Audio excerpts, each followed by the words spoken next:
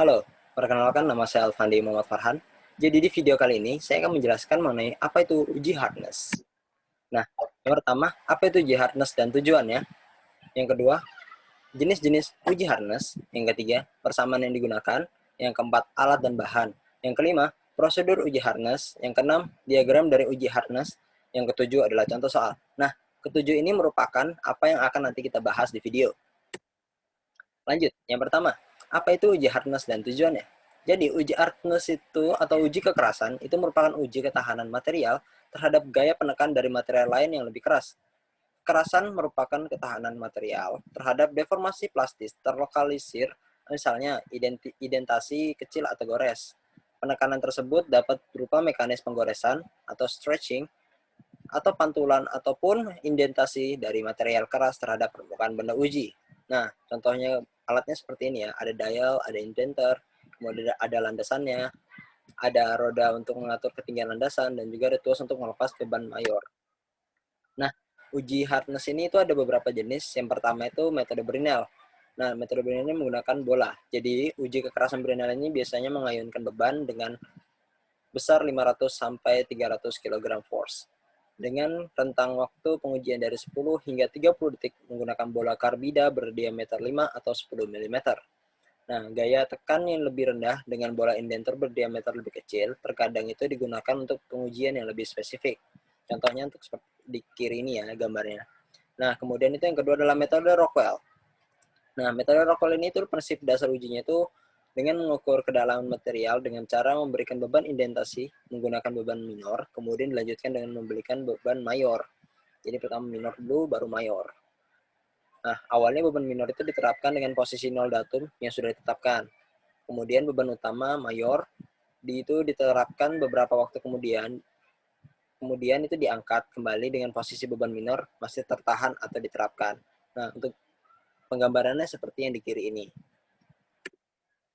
Nah, kemudian yang ketiga itu adalah metode Vickers. Ya, Vickers. Itu adalah prinsip dasarnya pengujian ini mirip Brinell. Cuma bedanya Brinell itu kan dia menggunakan bola. Kalau ini menggunakan piramid yang berbentuk bujur sangkar. Itu kalau di metode Fixer ini tuh sudut puncak antara dua sisi itu berhadapan 136 derajat. Kalau tadi di metode sebelumnya itu 120 derajat. Nah, pengukuran diagonal segi 4 lebih akurat. Ya, jadi pengukuran menggunakan segi 4 ini lebih akurat dibanding menggunakan lingkaran. Jadi pengujian ini itu dapat dilakukan untuk spesimen tipis hingga 0,06 inci. Nilai kekerasan diperoleh akurat hingga nilai 1300 maaf. Kemudian itu adalah metode Knopp, metode terakhir. Nah, micro hardness test atau juga disebut dengan Knopp hardness testing merupakan pengujian yang cocok untuk pengujian material yang nilai kekerasan rendah. Knopp biasanya digunakan untuk mengukur material yang getas seperti keramik.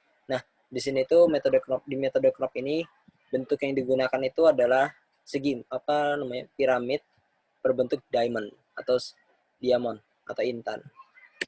Oke, lanjut yang ketiga itu adalah persamaan yang digunakan.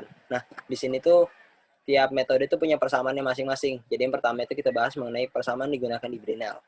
Jadi persamaan digunakan di Brinell ini yang itu pertama adalah HBW sama dengan 2 kali F kilogram force. Di sini merupakan satuannya ya. Kemudian dibagi P kali D besar dikali dalam kurung D dikurang akar dalam kurung D kuadrat dikurang D kecil kuadrat. Nah, keterangannya di situ adalah HBW merupakan nilai kekerasan Brinell. Kemudian FKGF itu merupakan gaya tekan dengan satuan kilogram force. Kemudian D itu adalah diameter indenter dengan satuan milimeter. Kemudian D itu adalah diameter indentasi milimeter. Nah, di uji Brinell itu ada keterbatasan. Yang pertama, itu cuma dapat mengukur material yang sangat keras. Kemudian yang kedua itu indenter bola dapat mengalami deformasi yang berlebihan. Ketiga, saat mengukur kekerasan spesimen tipis, nilai indentasi dapat lebih besar daripada tebal spesimen. Nah, kemudian yang kedua itu adalah persamaan yang digunakan di Rockwell. Jadi persamaan yang digunakan di Rockwell itu HR sama dengan E dikurang E, kecil. Ya. Jadi keterangan itu HR itu merupakan besar nilai kekerasan Rockwell. Yang E besar itu merupakan jarak antara indenter saat diberi minor load dan zero reference line. Atau nilai datum 0 tadi itu. Nah, kemudian yang E kecil itu merupakan jarak antara kondisi 1 dan kondisi 3 yang dibagi dengan 0,02 mm. Jadi kondisi yang pertama dia ditekan itu pada datum 0, baru yang ketiganya itu adalah yang terakhir ketika dia mau dilepas dari majornya itu. Kemudian adalah persamaan yang digunakan di Vickers. Jadi itu Vickers itu rumusnya adalah HV sama dengan 2P dikali sin dalam kurung alfa per 2 dibagi D kuadrat. Itu jadi kalau diubah sin alfa per 2-nya itu jadinya 1,8544 dikali P bagi D kuadrat. Dengan keterangan HV di sini merupakan nilai kekerasan fixers, P itu merupakan gaya tekan, satuannya kilogram force, kemudian alfa itu merupakan sudut dua sisi yang berhadapan pada indentor. Nah, kalau sudutnya ini kan biasanya adalah 136 derajat. Nah, D-nya itu merupakan diameter indentasi rata-rata dengan satuan milimeter. Oke, selanjutnya itu adalah persamaan yang digunakan di knop. Knop hardness. KHN itu sama dengan P per AP sama dengan P per L kuadrat C. Nah, keterangannya di situ adalah KHN itu merupakan nilai kekerasan knop. Kemudian P itu adalah beban atau kilogram force. L itu merupakan panjang diagonal yang panjang, panjang diagonal yang panjang. Kemudian AP itu merupakan area yang tidak dijejaki oleh indentor. Kemudian C itu adalah konstanta tiap indentor.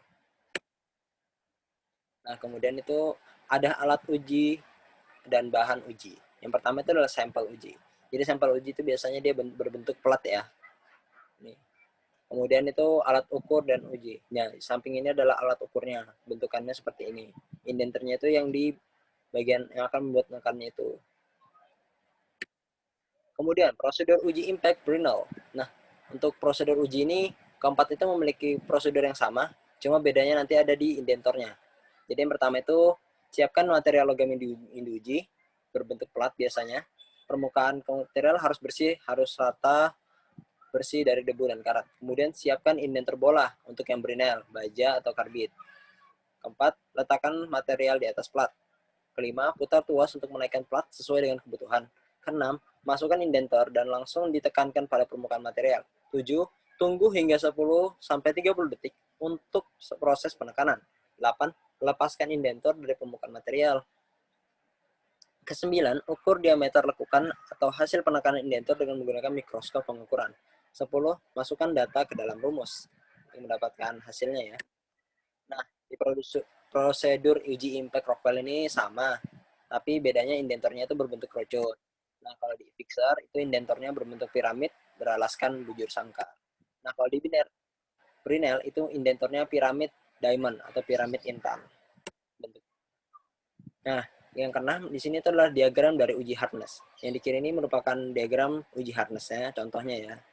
Kemudian di kanan ini, maaf itu tadi di kiri. Yang ini di kanan, konversi untuk pengukuran kekerasan.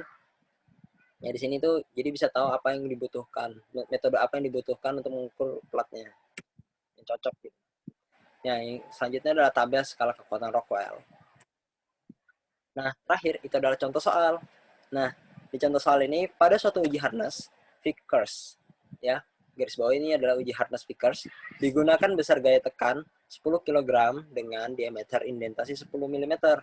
Berapakah besar nilai hardness yang didapatkan dalam uji tersebut? Nah, yang diketahui itu adalah 10 kg mm, 10 kg. P-nya, D-nya itu adalah 10 mm. Nah, ditanya, besar nilai hardness yang didapatkan dalam uji tersebut. Jadi solusinya itu adalah HV sama dengan 1,8544 dikali P per D kuadrat. Kemudian HV sama dengan 1,8544 dikali 10 kg force. Maaf, di sini ada salah tulis ya, force-nya namanya nggak ada. Jadi 10 kg per 10 mm. Jadi hasilnya adalah 1,85544 kg per milimeter. Jadi nilai hardness yang didapatkan pada uji tersebut adalah 1,8544 kg per milimeter. Nah, sekian dan terima kasih untuk sumber ada di ujung kiri bawah. Jadi terima kasih.